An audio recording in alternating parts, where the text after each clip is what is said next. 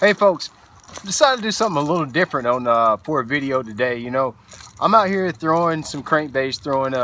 You saw me today. I was throwing one of the new crankbaits from Bill Lewis, the new MR6, and I'm going to talk a little bit about rods. You know, a lot of times when you're talking about throwing a crankbait, most people talk about using some type of glass composite, graphite composite rod, and it's kind of taboo nowadays to crank with the traditional graphite rod. And I'm a little bit torn between the two. I'm going to go ahead and tell you, at the end of this video, this is not going to be a video that at the end of it you get something. I'm actually trying to open up some dialogue here and see what you guys think, see what's working for you. I've always been the kind of fisherman that I don't just go with whatever the traditional say-so is. If just most people say you're supposed to use a glass rod, it's not good enough for me that everybody says you use a glass rod. I like to try things out, see what works best, and kind of go from there. And I've used the glass rod. This is a glass rod here. Most everybody knows that I use almost all Favorite rods. Favorite doesn't actually have a glass cranking rod. And to be totally honest, this right here is an evergreen. This is a Brett Height evergreen crankbait and bladed jig rod. This is what I use to crank with, since Favorite doesn't have a fiberglass rod. But I've learned some stuff using these two rods. I've got a lot of feedback over the last couple weeks. We're finally starting to get some staying in the creeks, and you can do a lot of cranking. And you know, one of the ongoing sentiments about using a glass rod is that rod loads up and lets the fish get the bait better. It gives, fish comes up to your bait, the rod gives, and it allows you to hook up better. And that's why you hear a lot of people say it's best to use the glass rod or graphite composite, whatever you want to call it. It's mostly graphite composite nowadays. It's a much lighter rod. And it's sort of taboo to use a traditional graphite rod to throw a crankbait with. I think that's one of the things that some of the older guys in the sport started, and then we just kind of taken that for truth. Because there's a lot of other baits that we use with treble hooks, but nobody says you should use a glass rod with it. That's one of the problems that I have with it, just looking at it from a distance. You know, nobody's ever going to throw a big spook with treble hooks with a glass rod. You never hear anybody talk about a pop-R throwing it with a glass rod and having a problem. It's mainly with moving baits like crankbaits, bladed jigs. The ongoing sentiment is to use a glass rod. Some of the things I've come across with using graphite versus glass, and why I'm here talking to you about it now. I've seen the good and the bad of both. I think there's a place for both of these rods in your rod box. Let me tell you the things that I've experienced. Not saying this is the gospel truth. I'm not telling you to go and follow what my instruction is. I want you in the comments section not to beat anybody up, not to beat me or anybody else that comments on this particular subject, but just share some of your experience with glass versus graphite when it comes to using crankbaits. One of the things that I've experienced with a glass rod, I like using a glass rod if the fish are real aggressive. And when I say aggressive, typically during the summertime, fish are a little bit more aggressive when they bite the bait. If they're coming at the bait really lashing at it hard, I don't think it's a bad idea to have a glass rod. I like the way when they go to slash at that bait, you know, if he just skin hooks it, I think that glass does load a little bit better, and you get a little bit better hookup ratio. Something that I noticed really today, I lost a lot of fish today using a glass rod on a crankbait. I'd be rolling it, feel the fish load up it, and I would go to kind of just reel set on that fish, turn him 3 or 4 times and lose him. You know, with the exception, of course, I'm sure some people are going to talk about, well, your hooks, well this, well that. Maybe not is all we can say there. We can guess there. Right now we're talking about rods, so let's keep it focused on rods instead of hooks, lines, so forth.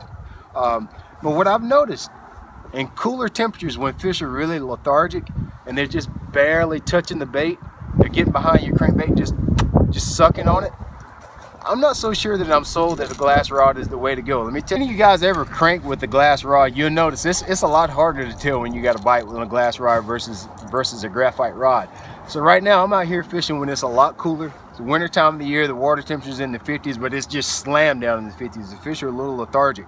When the fish gets behind that bait, and just kind of sucks on it, doesn't really get it, man, I'm really starting to think that a glass rod is kind of working against you. He gets behind it, and when you go to reel set on him, you really don't have the power to break that bait out of the fish's mouth and get the hooks in his mouth, is what I'm starting to think. Because I lost a lot of fish on the first 5 or 6 cranks today. I really don't feel like I had him hooked good, because when I went to go reel set on him, my rod collapsed, and I don't think I got a good hook in the fish. Now, had I been using a graphite rod, once I switched over to the graphite rod today, graphite rod's got a little bit more backbone, a little bit more sensitivity, and I really feel like, especially right now when it's cold and the fish, they just really aren't taking the bait that well. I can feel him when he gets up and swashes behind it. I can feel him when he rolls on it. A couple of them I felt him. You'd feel him kind of get behind the bait, and the bait would kind of lose its track, and then it would finally get it. And I kind of knew to be alert. And if you got enough patience to know not to go ahead and start setting on him, I think you can catch a lot of those fish.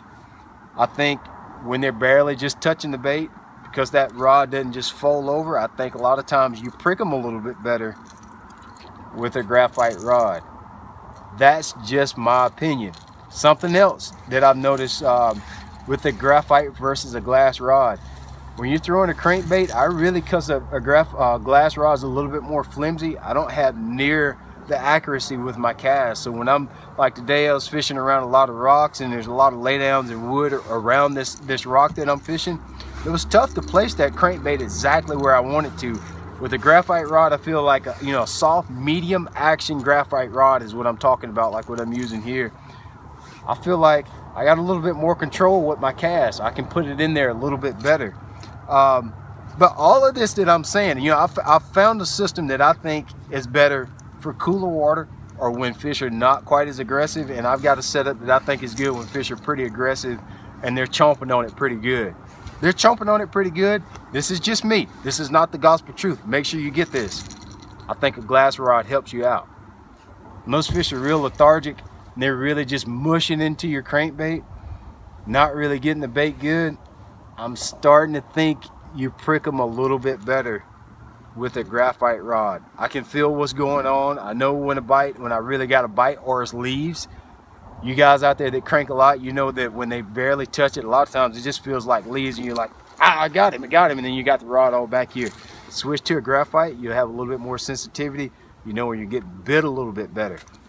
What you can do, a lot of times if you got one skin hooked and you got a graphite rod, that's where a glass is supposed to help you out, because it gives a little bit. Try this. Brace yourselves, like I always tell you. Use mono instead of fluorocarbon.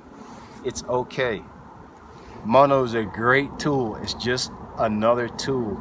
Don't drink the Kool-Aid and think mono doesn't belong on your reels today. Fluorocarbon is a great tool. If you're using a glass rod, use that fluorocarbon. It's a little bit more sensitive. It's going to help you out, and it's also got a little less stretch. That little extra sponginess in the mono, I think, is going to help when you got that one skin hooked and that piece of skin right on the jaw, like they a lot of times do with the crankbait. But you got the sensitivity, and if he does decide to get all the bait in his mouth, you got enough backbone to pull that thing out and get those hooks to prick him somewhere in the lip as it exits the mouth. So that's just my thought. Open it up to dialogue. Check it out in the comments. Let me know what you guys are using, because this is a video where I'm trying to see what you're using. Not necessarily teaching you. I'm just opening a dialogue and saying, look, this is what I found by practicing that works best for me. Graphite rod, 12, 14, 15 pound test mono on a graphite rod for cranking, medium action. A glass rod, fluorocarbon, 12 to 15 pound test. I think when their fish are more aggressive, biting really good, I think that is when you get a better hookup ratio. So let me know what you guys think. Put it in the description box. Appreciate you taking time to watch this video today.